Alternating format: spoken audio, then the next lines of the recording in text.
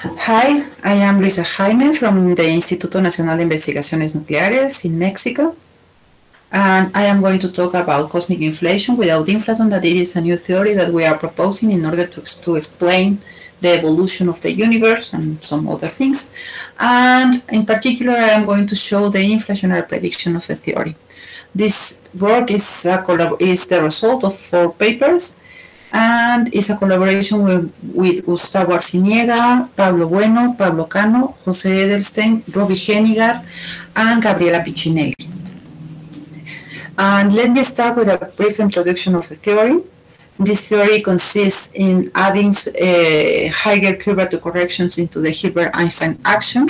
And if we think that gravity could be written like this, we argue that the presence of an inflationary epoch is natural, even more is unavoidable consequence of thinking the gravity like this. The properties of the theory are the next one that are listed here. You can see the reference in this slide. If you can see some details of the theory, and the properties are very nice. Is vacuum spectrum solely consists of a graviton, the standard graviton, and the theory is ghost-free. The black hole solutions are Schwarzschild-like. The cosmology, the field equations for cosmology are second order, and they have a well-posed initial value problem, and they can provide late-time cosmology that could be as close as we want to lambda CDM in general relativity, and at the same time, the theory provides an inflationary period at the beginning of the universe with graceful exit.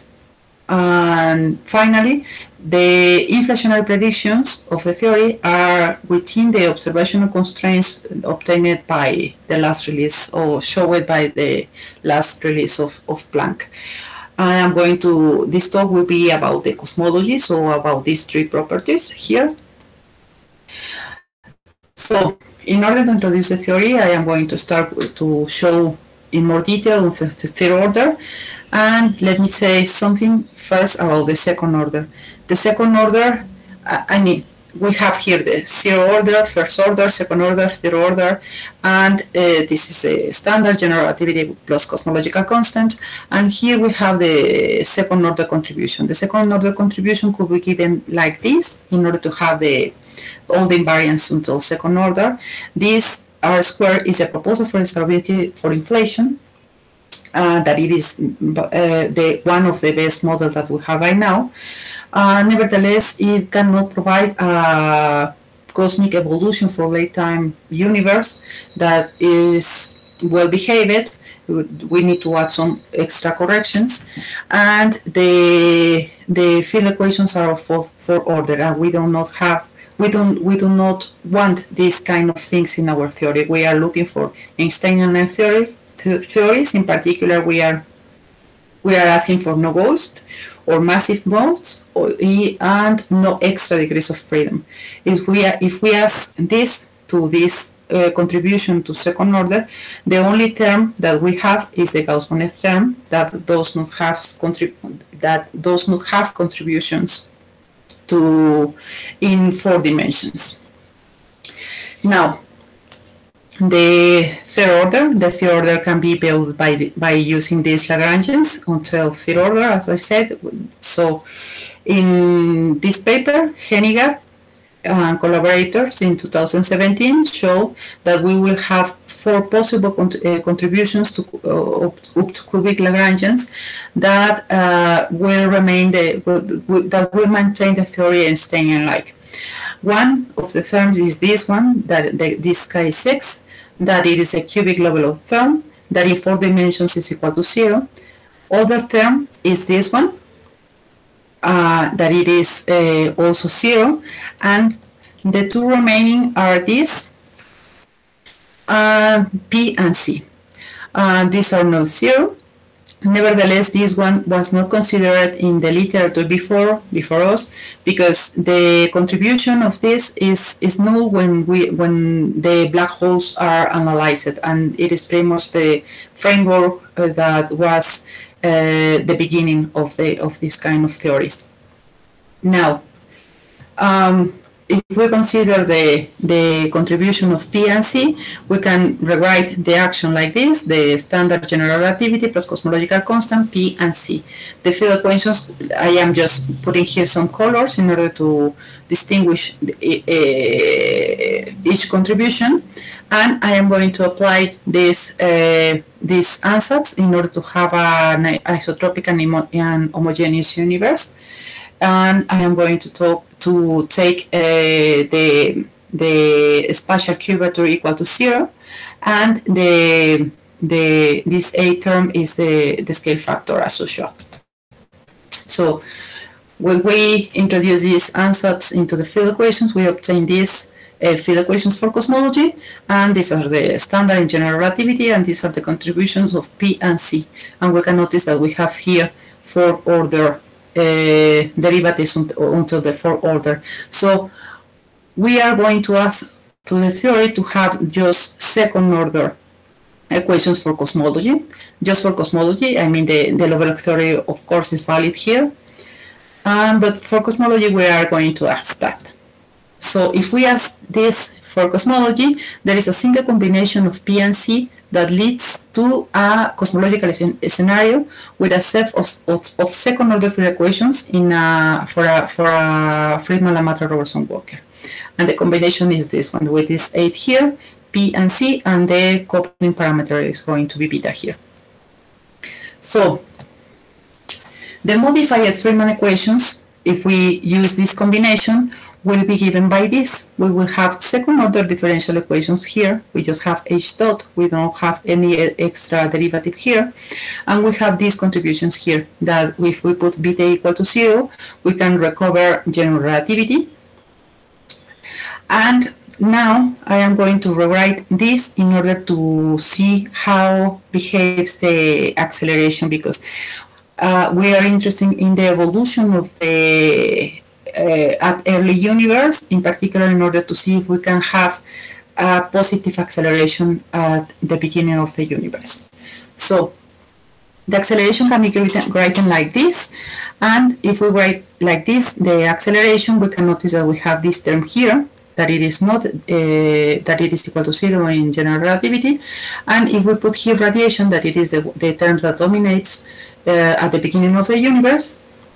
If we have this equal to 0, in general relativity we will have negative acceleration. So what it is standard to make in cosmology is to invoke some kind of field to the graviton, the inflaton, I'm sorry, that has negative pressure, so we can have this negative value here. With this minus, we will have this positive acceleration. By adding just this correction until 3rd order, we have this term here that will amortiguate this part of the equation. If this part of the equation is amortiguated, then this part will dominate, and then we will have positive acceleration. Now I am going to integrate the field equations in order to see if this is true and how this happens. Now, this is the equation that I am going to integrate, and I am going to make some standard test for the theory in order to see if it is worth to dedicate more time into this model.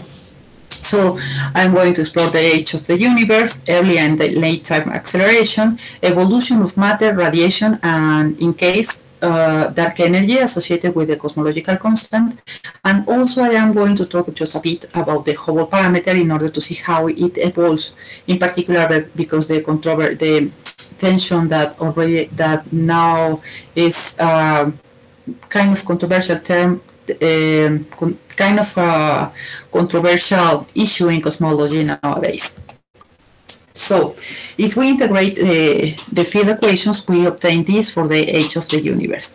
You cannot distinguish here the models. I am putting here in red general relativity, in green our model, and also in purple for different values of beta, the coupling parameter. And we can notice that the evolution is pretty much the same that in general relativity. I mean, we cannot distinguish by eye.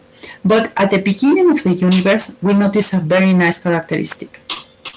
The evolution here in red is general relativity, goes like this, as usual. And here we have the evolution of the theory that we are proposing that has this characteristic that can provide acceleration. So we can notice that this amortiguation of the term that in the acceleration equation that I showed before, it's important. Now we are going to see more closely this term in this part of the universe. So we are going to, what I am putting here is the acceleration of the universe versus the size of the universe. Just for the very beginning of the universe. Again, here in red, I have the evolution of general relativity that goes negative, as it should be. And here we have the evolution of the model of our theory that goes very close to general relativity, and they have this behavior that goes to positive values of the acceleration at the beginning of the universe.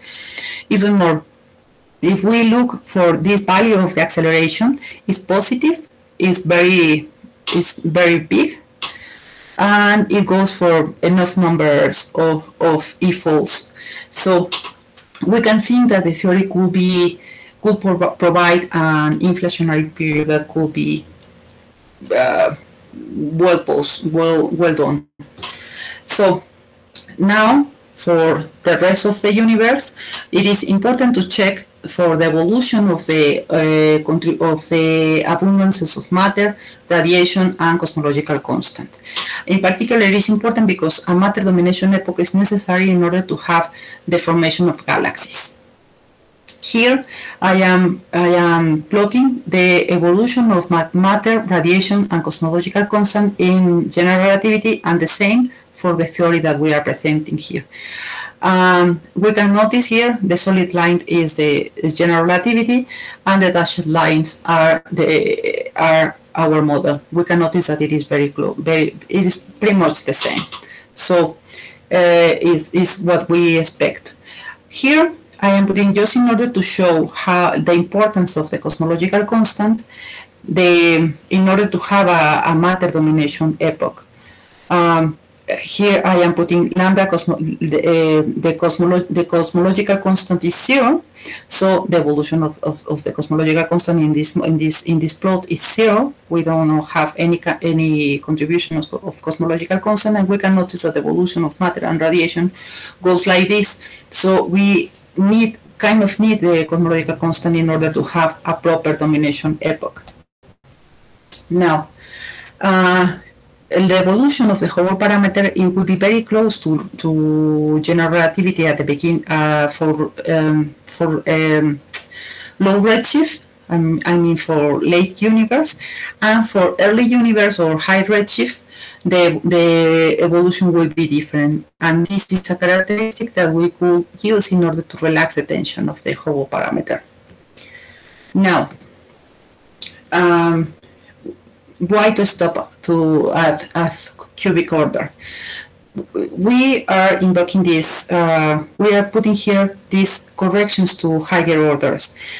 Nevertheless, we do not have any reason to stop to a given order. So Cisterna, Grandi, and Oliva perform the modification by adding the quartic term, the quintic term, and they find the same properties, the same kind of evolution. The evolution is generic in this kind of theories. So if we do not have any reason to stop, now let's invoke, let's use an infinite tower of higher Q-Barreto corrections, and the Lagrangian then will be given by this. Now we have the standard general relativity, and we will have all this tower of higher Q-Barreto correction until an order. And If we do that, we obtain these generalized Friedman equations that are also very nice. They are very easy to solve, and we are using this function of the Hubble parameter that it is given by this. Again, if it is the contribution of this, the value of these coupling parameters are 0, then we recover general relativity, and if not, we have this kind of series of the Hubble parameter. For the H dot, we have this function here that is multiplied by this derivative of the function of the Hubble parameter.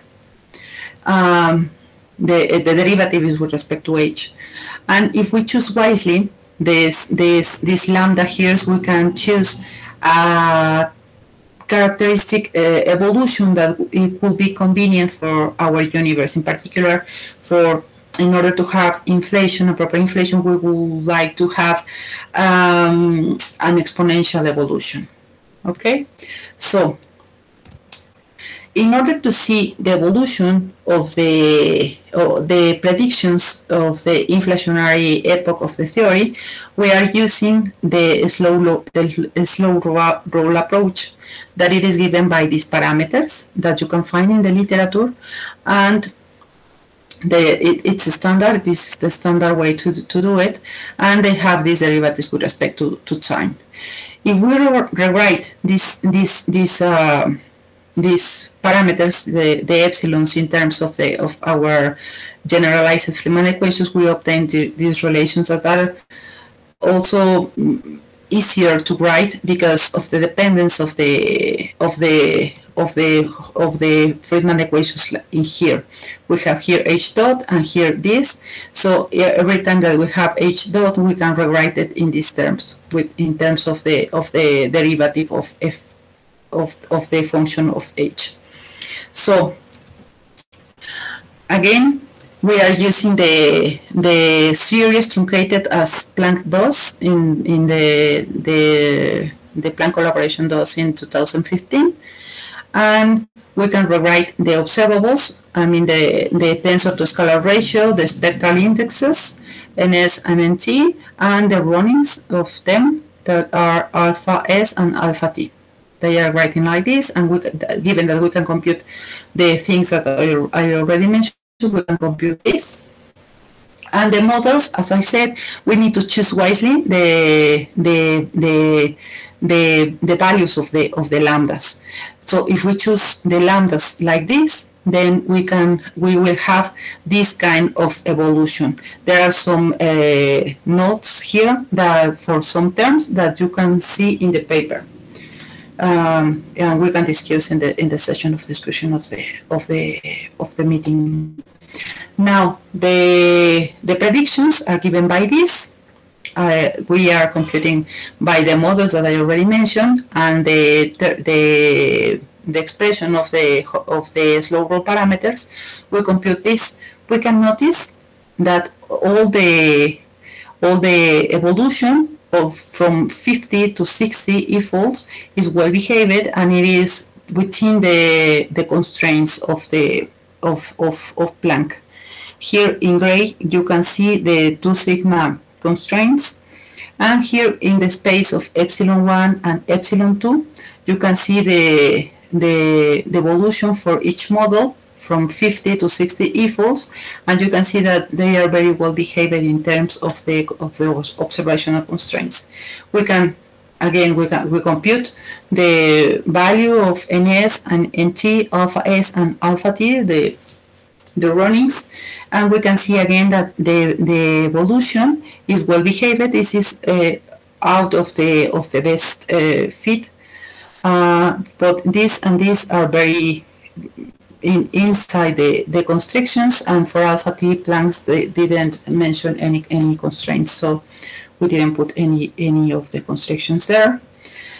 And finally, the plot when we are talking about the tensor, the ratio tensor to scalar perturbations and the NS, we can notice that the constraints are well, the evolution of the models are very close to the constraints that are that Planck shows, and in particular this model, it is fully contained in the 2 sigma constraint. So that's it. As a conclusion, I just wanted to mention that the theories that we are proposing has no extra degrees of freedom. The solutions of black holes are Schwarzschild-like, and they have second-order differential equations for cosmology.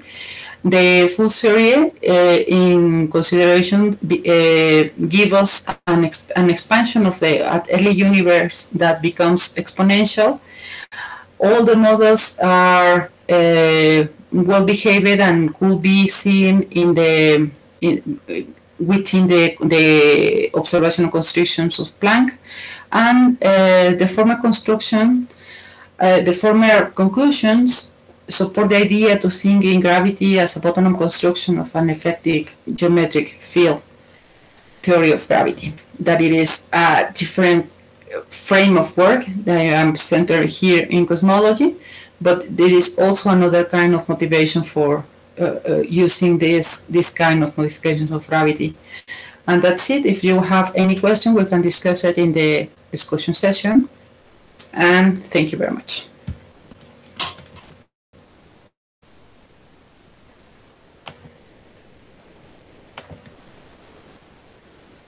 Veintiuno.